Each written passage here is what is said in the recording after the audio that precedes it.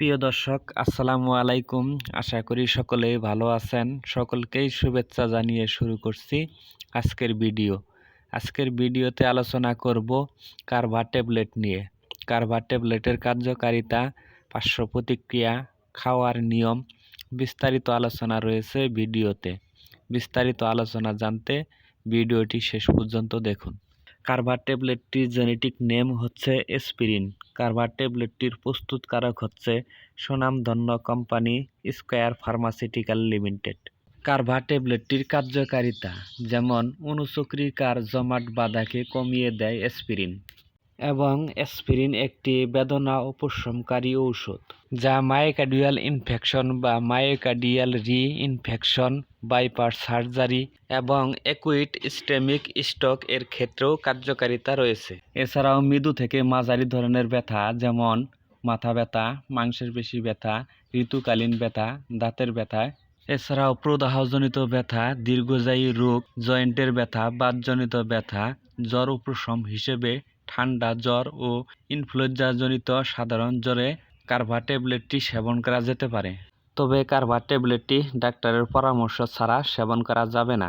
কার্ভা ট্যাবলেটটি সেবনের নিয়ম। কার্ভা ট্যাবলেটটি সেবনের নিয়ম হচ্ছে ব্যথা বা প্রদাহজনিত রোগ বা জ্বরের ক্ষেত্রে অ্যাসপিরিন 300 মিলিগ্রামের একটি ট্যাবলেট 6 ঘন্টা পর পর দৈনিক সর্বোচ্চ 4 মিলিগ্রাম পর্যন্ত সেবন করা যেতে পারে, অথবা ডাক্তারের নির্দেশনা অনুযায়ী সেবন করতে হবে। বা অ্যাকুইট করোনারি সিনড্রোম বা সুনির্দিষ্ট প্রতিনির্দেশনা না থাকলে তাৎক্ষণিক মাত্রা 150 মিলিগ্রাম থেকে 300 মিলিগ্রাম পর্যন্ত সেবন করা যেতে পারে। এবং মায়োকার্ডিয়াল ইনফেকশনের ক্ষেত্রে 150 মিলিগ্রামের একটি করে ট্যাবলেট দৈনিক একবার 1 মাস সেবন করতে হবে। পরবর্তীতে 75 mg করে দৈনিক একবার সেবন করতে হবে।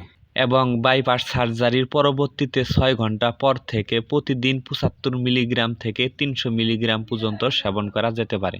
কার্ভা ট্যাবলেটটি যেসব ক্ষেত্রে সেবন করা যাবে না, যেমন 12 বছরের কম বয়সী বাচ্চাদের ক্ষেত্রে, রেইস সিনড্রোম বা দুগ্ধদানকালীন মায়েদের ক্ষেত্রে, সক্রিয় পেপটিক আলসার এবং অ্যাসপিরিনের প্রতি সংবেদনশীল রোগীদের ক্ষেত্রে কার্ভা ট্যাবলেটটি সেবন করা যাবে না।